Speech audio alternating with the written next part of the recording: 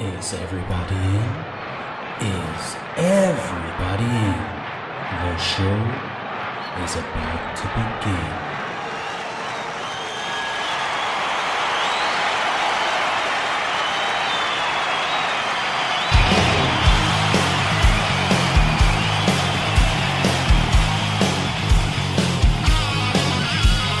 Welcome to the podcast, concerts that made us, interviews and stories, tales from the bus. We love taking you back to when it all went down, the greatest live shows and the cheering crowd sound. It's concerts that made us, concertsthatmadeus.com.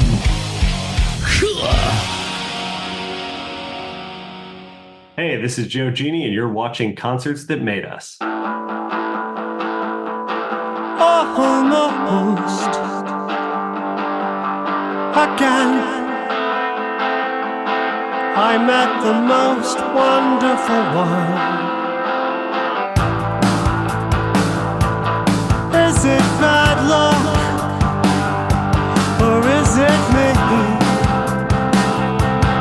Guess I'll just have to wait and see. Shifting aimlessly until the sky subsides.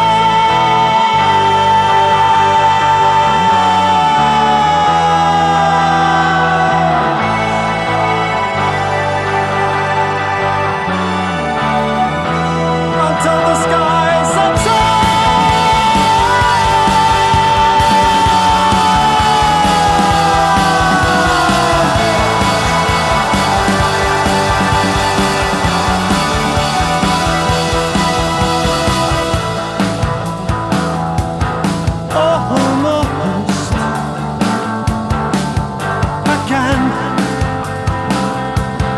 I re-entered the world after a long absence.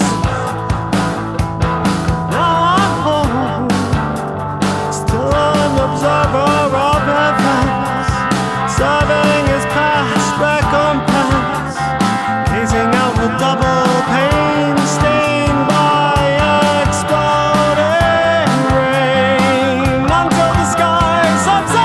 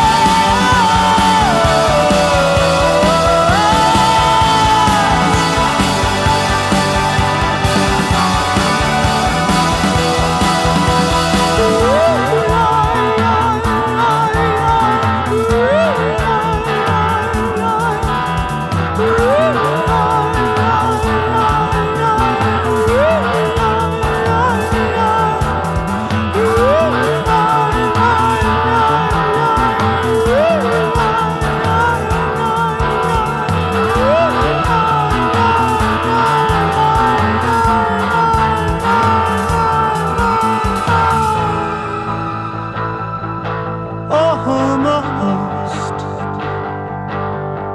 again, but push back another day. Joe Geni, you're very welcome to Concerts That Made Us.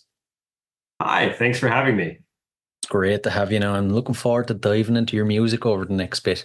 Now, first off, you recently released the track City Where the Sky Subsides. It's a preview of your upcoming album, Cities Built Upon Cities. Take us deeper into the track if you can.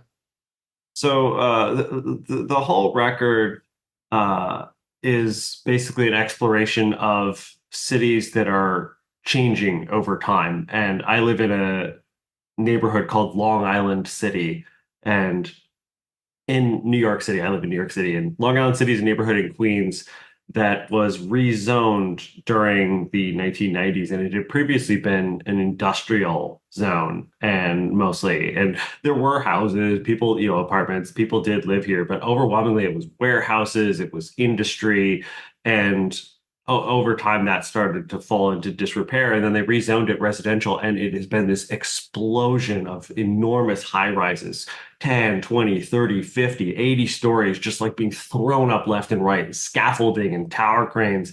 And I realized that I was watching a city that had already been through several adventures and iterations being born into a new city, but the old city's still there. Like occasionally I'll meet some artist who has like a painting. Occasionally I'll see, there's still like an ironworks over here and, a taxi depot repair place over there. And there's just little bits and pieces of the old city and then the new city at the same time. And I just realized that cities are constantly in transformation and that the people in them are in transformation. I mean, I don't know, in New York City in particular, I think this is true of, perhaps the urban experience in general, but particularly in New York City, people leave, people come, the groups of humans that I encounter continuously change. And so trying to find friends, trying to find community, trying to find love in such a dynamic environment is difficult. And so for City Where the Sky Subsides, the premise is fairly simple. It's just a guy who had a date that got rained out. But it's also more than that. It's about the physical infrastructure of the place, about trying to, needing to cross bridges and to meet people, and about the effects of rain upon the windows of these tall sort of glass and steel high rises, and what that looks like, and all of these things about being in a city in transformation. You actually touched on something quite interesting there. I find it fascinating. You're actually in one of the busiest cities in the world, Everybody thinks of New York as this cramped place full of people, but you described it like it could actually, even though you're surrounded by millions of people, it could be quite lonely.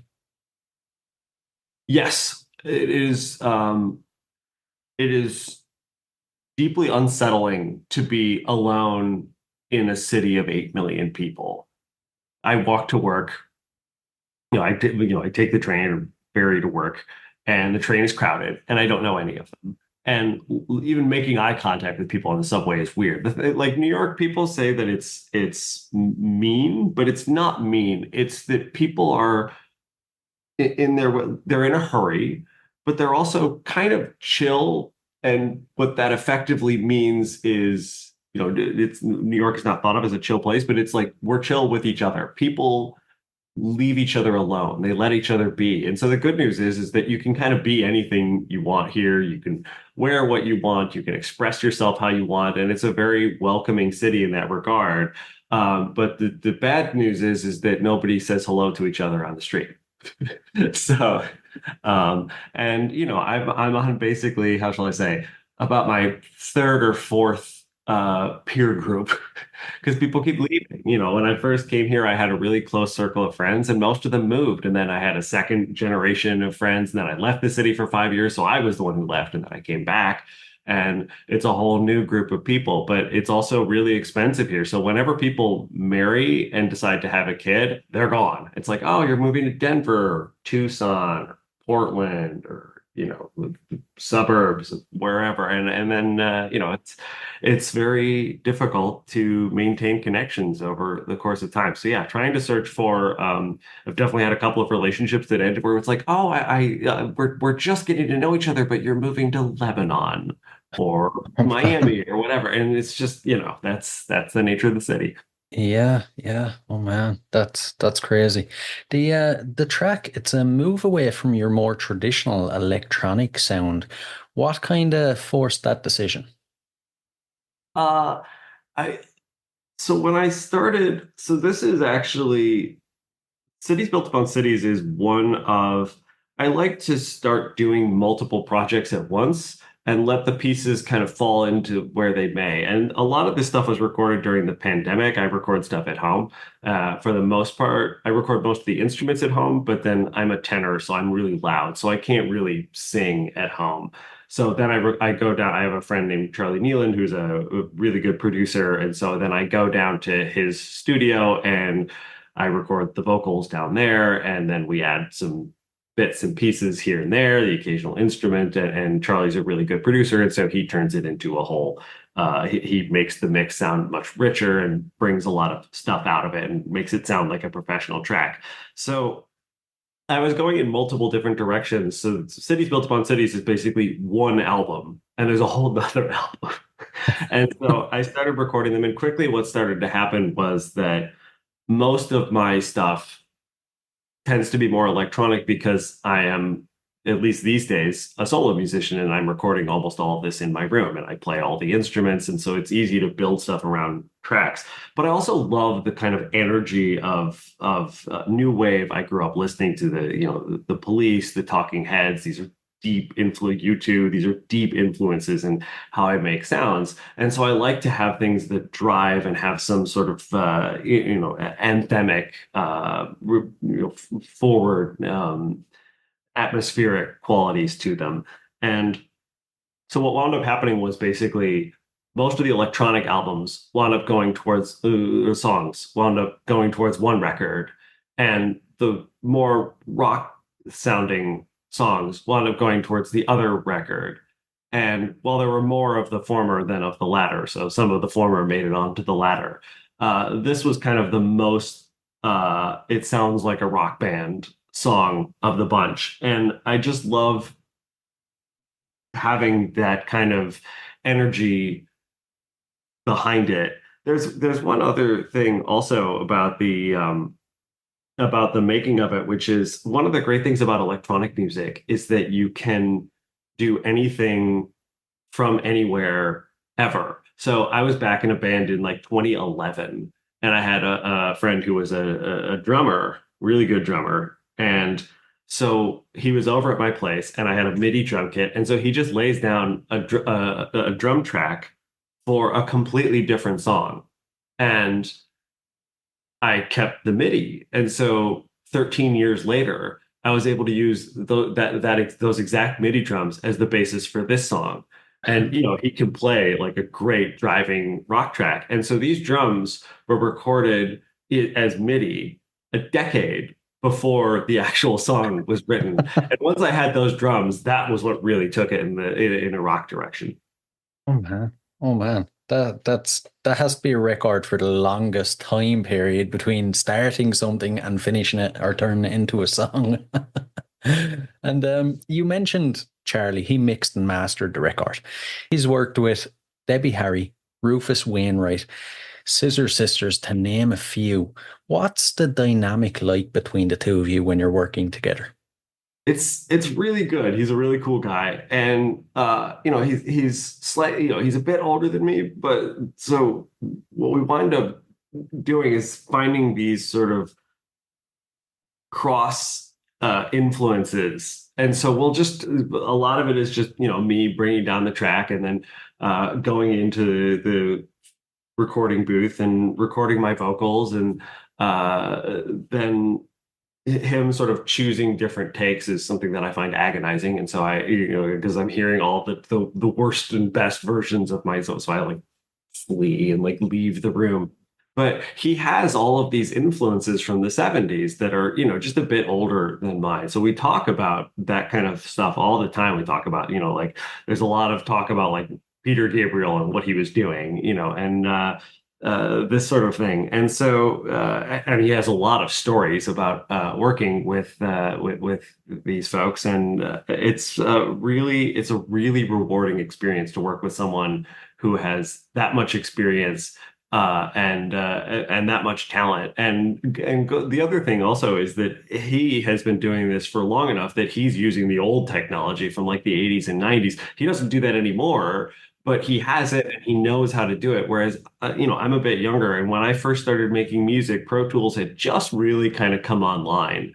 And I quickly started using a software, Cubase. And I'm a computer musician. That's how I learned how to, if you put like an 8-track in front of me, I wouldn't know. I would understand how it works, but I wouldn't actually be able to use it because I've never actually used one. So having that experience is really helpful and opens up new experiences and possibilities. Absolutely. Absolutely. So beneficial. When it came to recording, and production, is there any challenges you stumbled upon or any memorable moments even that stick out in your mind? Yeah, so with this song, so well, the good news about MIDI is you can record everything. The bad news about MIDI is that it's MIDI, and so it's just, ones and zeros. And so at one point I switched drum software and it went haywire. All the hi-hats were suddenly like toms and all of the, and I was just like, wait, is this an open hi-hat or a closed hi-hat? So I had to sort of reverse engineer the drums. And at one point, I played them for Mike, the drummer, and he was like, "Why are all the hi-hats open?" And I was like, "Because I didn't know any." So, so there were things like that. But the biggest challenge that I always have, I mean, the first biggest challenge is that, I used to have a band back in the day. Actually, I used to have many. It's New York. I was like in a band every third week. But but these days, because I'm a solo artist, and also because all of this was recorded during the pandemic, I was basically recording at home. Everyone is, locked down. I can't even leave my neighborhood. New York's lockdown was very strict early on, and so I had to record, and I had to figure out how to record an album, or a song this with this much energy in my apartment without annoying my neighbors. And so the secret is I have a Vox amp that is it's it's this very old tube amp, and it has one of those pickup selectors of wattage selectors. So you can play it at 4 watts or 1 watt or 1/10 of a watt. And so I turn it all down to 1/10 of a watt. And therefore, like as soon as I play my guitar, I almost immediately get that kind of warm tube crunch just because it's 1/10 of a watt. And so that kind of allowed me to play as if I'm playing really hard, but in my room where nobody knows anything from the other room. Like, I'm recording this whole song and my neighbors don't even know that I'm doing it. The other thing also is that it really makes me appreciate how important different instruments are. At this time, I was searching for the perfect bass guitar, and I thought I'd found the perfect bass guitar for this song. It was a Fender. It was made in Mexico. It was like a PJ hybrid, and maple fretboard, and so it really had a lot of growl. And so I got a great bass recording on this, but then subsequently I was like, well, maybe this isn't the perfect one. And this saga of, it's COVID. So I had to like go into these guitar shops wearing, like a mask and like a visor, and they had to like, spray my hand before I even, so finding the perfect instruments to play this record was also really a delightful saga. Oh man, you know what's really coming across? This record was really a journey to get made. Yes, yes, no, absolutely, and yeah, and just figuring out kind of what is necessary for me. I realized that for this, the guitars are actually fairly simple. Usually, because I'm a singer and I'm a bassist, and I produce, and so my guitar playing is like okay, but like I'm not like but that's not really my main instrument. And the same goes for keyboards.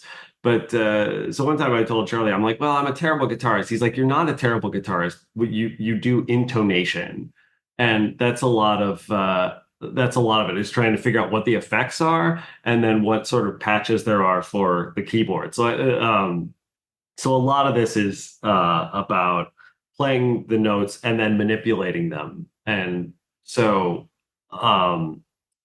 for example, if I have, this is one of the big differences also between audio and MIDI. For a while, I had sold my audio, my sort of physical synthesizer, because I was like, well, it's all MIDI now. I have, native instruments. I can do anything with native instruments. I don't need this. And all of a sudden I just stopped making music.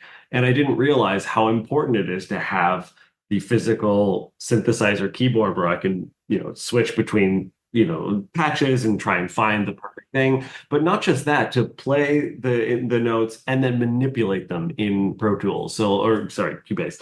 And so it's seldom do I complete a track where I do not at least attempt to see what will happen if I take the sound of the keyboard, slow it down to 1/4 of its original speed, flip it backwards, and raise it by 1/5.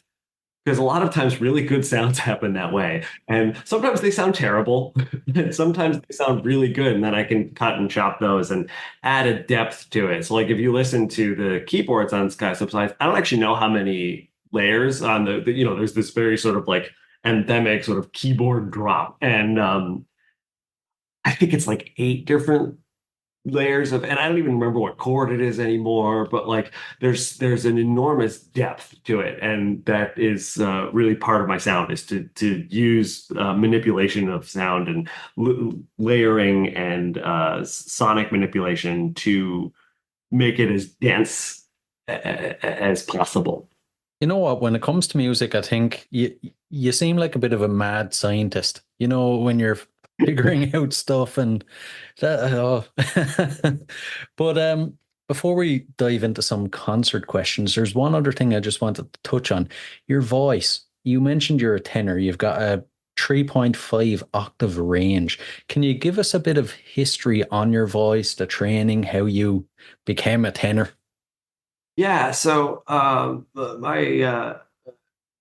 done like a little bit of sort of like singing group in high school, but really, I was in college and I couldn't really play any instruments, but I wanted to make music. I wanted to get into the like grungy room where where the bands in my college play, very small college, and so I couldn't sing very well. Like I would lay down, I'd feel proud of my lyrics, and I would lay down my lyrics, and I would sing mostly in the sort of lower registers, but then I would go on stage and my voice would be shot before the 45-minute set was over, because that's not my natural range, but I didn't know it. So I was like, why can't I sing through an entire set without my voice being shot? So I signed up for through a random website to meet a vocal teacher, and I met this incredibly sort of flamboyant and very with an incredible amount of confidence about him, opera singer, a baritone, and he really. I walked in and I was like, why do I have this problem? And he said, you're a tenor. And over the course of the next, many, many years, he trained me to sing notes that I didn't know I could sing. And every time I had a new threshold of like what I could do, then he was like, now you have to write for this voice. And so by the time I wrote this song, I was writing for a voice that was utterly transformed from what it was when I had first met him. And that allows me to hit high notes, but it's not really about like the technical exercise of hitting high notes. It allows me to communicate and speak words with those high notes. Yeah. Oh man. I love that. I love it. Right. The concert questions, it's concerts that made us after all. So first of all, as a concert goer, what concerts would you say have made you? This is sort of like the tragedy of my youth, is that when I started listening to music, I kind of went on my own musical journey, and I was listening to electronic music, a lot of like early 90s acid house, ambient electro. I have an obsession with the band 808 State, and soundscapes by the Future Sound of London, this kind of thing. I learned from these folks how you could take sampled sounds, current and from any time ever, any kind of genre you wanted, electronic instruments, and then live organic instruments and vocals, and how you could combine those all into basically making this limitless possibility of what you could make. Unfortunately, these bands were not touring where I was from. And so my friends were all like going to see live shows by, grunge was big, hip hop was big. And I was just sitting there in my room listening to Acid House and being like, man. But eventually, I did get to see eventually I got to see Graham Massey live, which was really, really great. But there was one show I went to, which was early on, which was by the producer DJ Shadow, and he does some cool stuff on live. Some of it is just him playing the songs. A lot of it is him mixing the songs and operating about 8 different electronic instruments at a time. But there was also something about hearing the songs for the very first time that I had heard in my room at that kind of volume and being able to manipulate live electronic sounds that was really transformative. I just like I remember turning to my friends and being like, "This is amazing," and they're like, "Dude, this is a live concert." I'm like, "This is amazing."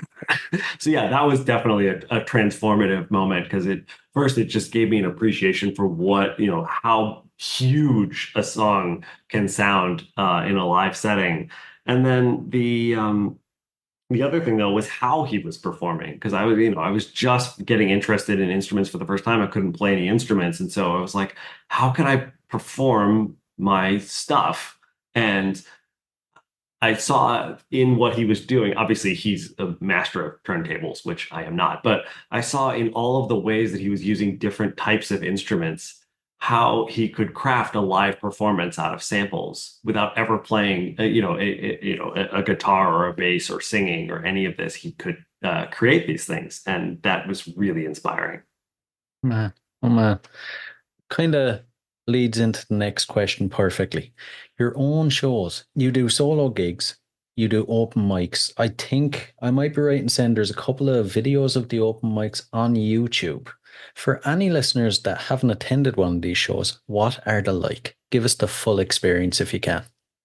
Yeah, so I as I mentioned, when I first got to New York for the first sort of go round in New York, I was constantly in bands. I was joining this band, and then they would disband, and I would join this other band, and I'd be like, wait, I'm not a bassist. I'm a marriage counselor for the singer and drummer, like this kind of thing. But when I left the city, I went off to grad school, lived in Europe for a while, and lived in Washington, D.C., and kind of stopped making music and then started making music when I came back to New York. And so I'm more of a solo artist now. And it creates this real challenge. How do I perform my stuff live? Like you'll hear with the song, there's this sonic depth to it. And there's a lot of instruments going on. So I've tried all kinds of different things. When I released my first album, I had an album release party where basically I did kind of what I'd seen DJ Shadow do, where I basically live mixed the album. I brought in, I DJ'd as well, and I brought in my sort of digital turntables and also my bass, my guitar, my effects board. Of course, I get on stage and the effects board doesn't work because effects boards are like Christmas trees. It's like, Christmas lights. If one of the lights goes out, they all go out. But I was mixing all of these things together and bringing in samples, and my friends who were there were watching, and they were like, this is the trippiest thing I've ever seen. Like now there are railroad, and now there's the sounds of trains on the left side of the room. And that kind of thing. But so that was one way to do it. But a lot of times with these open mic sets now that I go to, like if I've got a headline set, it's not a 45-minute set, it's a 20-minute set or a 25-minute set. And I just don't have time to set up all that stuff. And so I've tried different things. Sometimes you just have to play, sing to the track, which is it's fine. Sometimes I've created versions of the tracks that are more kind of like ambient, so it doesn't sound like just like the track is playing behind you. But I've also brought my bass down, and when I get up there with just me and my bass guitar, no one else is doing that. People bring their guitars, they bring poetry, they they rap to the track or whatever they're doing, but nobody brings a bass guitar. So that works. That's fun. But it also like sometimes it doesn't carry in the room as much. And especially since I'm more focusing on my vocals now, these things create challenges. And so what I finally settled on was I have a number of friends who play instruments, and I have them come down and accompany me. Sometimes it's guitar, sometimes it's piano. And uh, the trick is that most of my songs, not Sky Subsides actually, but a lot of my songs, because of my electronic music background, they have only four chords. So I can teach my one time in college, I taught my guitarist quit because the day of the show because of a math test, and it's like really. So then I taught a new guitarist my entire set in an hour, or it was like 2 hours in the afternoon, and then we went on stage and performed. It was a good show. So I can, I can have my friend and, who lives up the way and he's like, I'm really busy this week, but I can meet for 2 hours. I'm like, okay, this song, it's just D, C, G, F. Can you do that? And he's like, yeah, I can do that. So we run through the song twice and then, we go on stage and we perform it. And so having that accompaniment allows me to focus on my voice, which is my main instrument. Piano or guitar just carries through on an open mic more than a bass does, which is good. So yeah, that's how I finally found how to do it is best is to have just a single instrument accompaniment and then exploring how to sing the song that way as opposed to with the much more produced version on the track. Yeah. Yeah. What's the plan or the future goal when it comes to gigs? Would you like to take it on the road, or would you be happy to kind of keep it more sort of leaning towards a studio-based project? Well, I mean, if I was going to take it on the road, I would need a band. So True. that's the finding musicians who want to work on the stuff and build it out, I think is something that I'm moving back towards because again, I used to do this. But right now it's about releasing the material, promoting the material. This is the second single. There's going to be one more later in the summer, and then the whole album comes out in the fall. And because I'd mentioned during the pandemic, I wrote another album, and so getting the music out there and getting a lot of people to hear it, so that I wind up doing more and larger shows with a larger audience, I think is like what's going on now.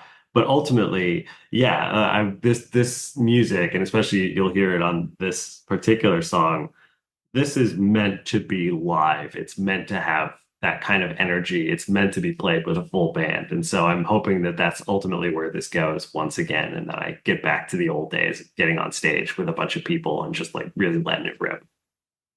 Brilliant. Brilliant. Fingers crossed. Fingers crossed. Speaking of showtime, how do you psych yourself up beforehand, and then afterwards, how do you wind down? Um, Part of it is just, I saw a meme where it was like, they must, how does the artist have draw their inspiration? Practice. They have an ephemeral quality practice. So I've been singing for a very long time. So I'm not I'm not necessarily afraid to go up there anymore. I'm sort of like, yep, I know that I can do this. It is physically impossible for me to imagine hitting us like a super high note when I'm not doing it, but I know that I can, and so I draw on that when I go on stage. And the people who really impress me are the comedians. I'm like, I just go up there and sing. I'd sing for 10,000 people, and not feel butterflies. But if I had to do a stand-up comedy set for 10 people, I would just die. Like Yeah.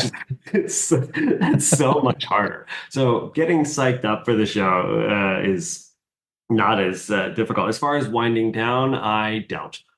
I can't sleep the night after. I'm like, I am so wired that I just did that. But it's really like, I don't know. There's just something about being on stage that it requires it. There's definitely a rush to it. There's sort of like electrical sensation in my head that is just really, really powerful. It's kind of addictive. I love going up there. I could imagine. I could imagine. Before we dive into the last couple of questions, then you've told us the future plans with the album. Is there anything else we can share? When can we expect the other album out? So this album is out is at the start of October. The next album, the release date is kind of, well, it kind of depends about the carrying forward of this album. But yeah, I would expect that the next album cycle would subsequently be released. I mean, some of this stuff I've been sitting on for 3 years. I think I have some of these songs I wrote in 2020 after I'd finished up my previous record, which was about an album about climate change that subsequently became a pandemic record because the pandemic was happening. And but in the middle of the pandemic, I started writing this, and so you've got like I don't know, like literally songs from like Christmas 2020 that are just been sitting there waiting to be released. Probably, I would say 2025. First part of 2025 for this album, and then there's more. There's more material going down the pike because um, I've been making music for a long time, and a lot of the stuff I did in the 2010s with those, and with those first set of bands, a lot of that stuff's never been released, and so I'm putting that down on tape too, and bringing these tracks down, and that's really an interesting experience. It's like I'll bring down to Charlie, I'll be like, "Yeah, I wrote this song, and 17 years ago," and he's like, "All right, let's do this." So and comparing how I made music then and what I was capable of to now. And some of it, like I go back and listen to the vocals from that era and I'm like, oh man, I'm such a baby. It's so cute. But the guitar parts, I'm like, that's good. I like that. I don't care if it's from 2007. Oh man, oh man, that's like a treasure chest though to have access to all that from back then. You're lucky you recorded it back then. Crazy, crazy. Right, we'll dive into the last couple of questions. So there are a couple of fun random ones. First off, besides music, what are you currently obsessed with? Besides music, well, I've been working in international affairs for a long time, and so I work in the sort of greater UN system, and so I'm obsessed with watching the state of the world, I guess. But also, I live in New York City, and there's just like a wealth of museums here, and there's a lot of songs that are inspired when I go to the Museum of Modern Art or, one of these, sometimes, especially sort of early 20th century art where they're really, it's kind of like cities built upon cities. They're chronicling an incredible change in the landscape. It's like if you look at landscape painters, basically until the end of the 19th century, it's fields of grass and forests and like small towns or whatever. But then the 20th century hits and everything, industrialization really takes off, and you get kind of like the sort of browns and gritty grays of cubism. And so watching them chronicle the industrial revolution in oil on canvas is really remarkable, and so that's definitely inspired me to chronicle the way things are changing around here as well. So yes, art museums I and like it. geopolitics. This is what's obsessing me. I like it. I like it. If you had to spend 24 hours locked in a room with any musician from history, who would it be? Man, it's because there's so many different eras of history. The Art of Noise did a record that was just the entire record was a tribute to Claude Debussy, and they said that he sent the 20th century on its way. And so I could imagine that being the case.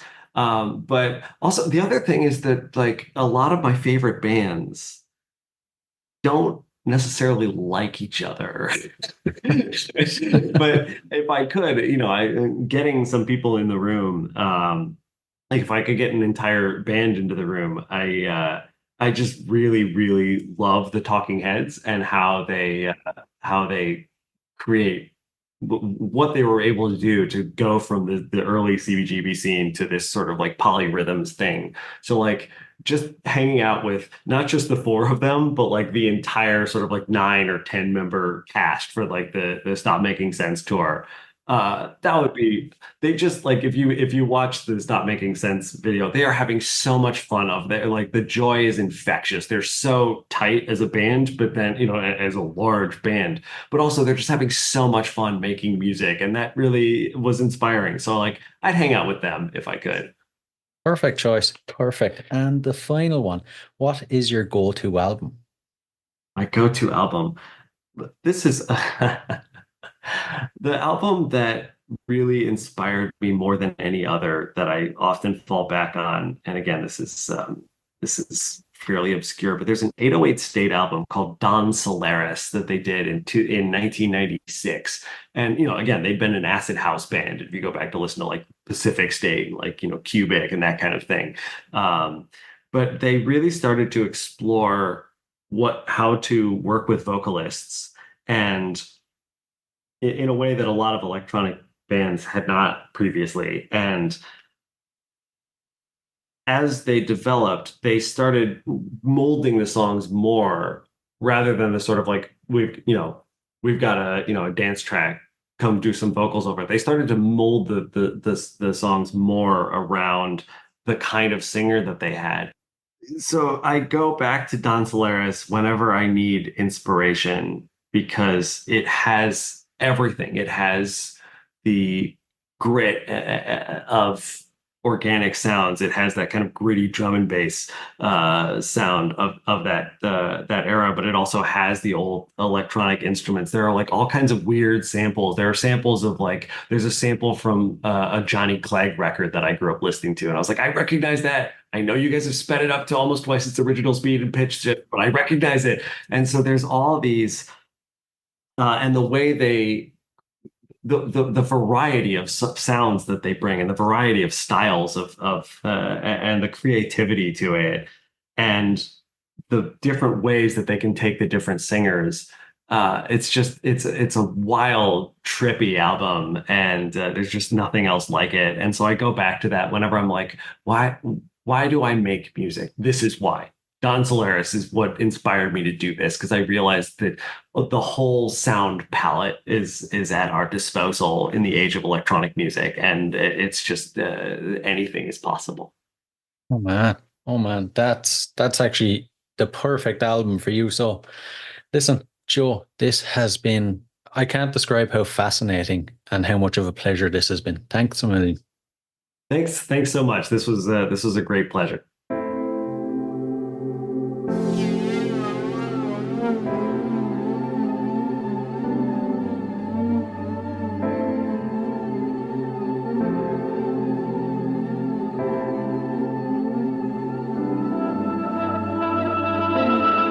I got lost in watching the turbines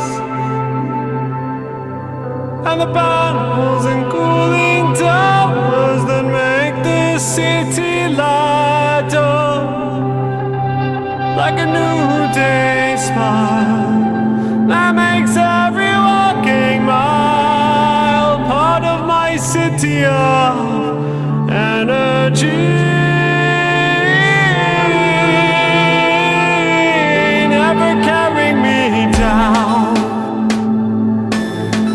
Carry on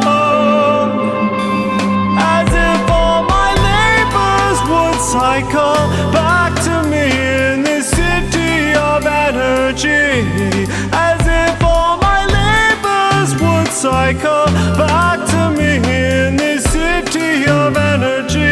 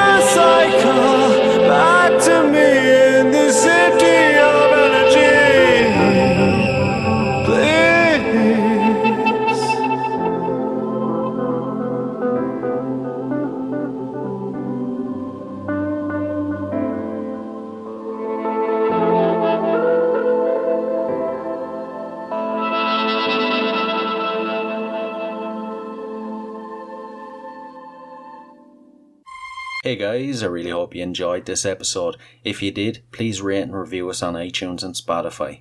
And if you're interested in signing up to Band Builder Academy, use the link in the show notes below and enter the code CONCERTS and you'll receive 10% off. So, until next time, keep rocking.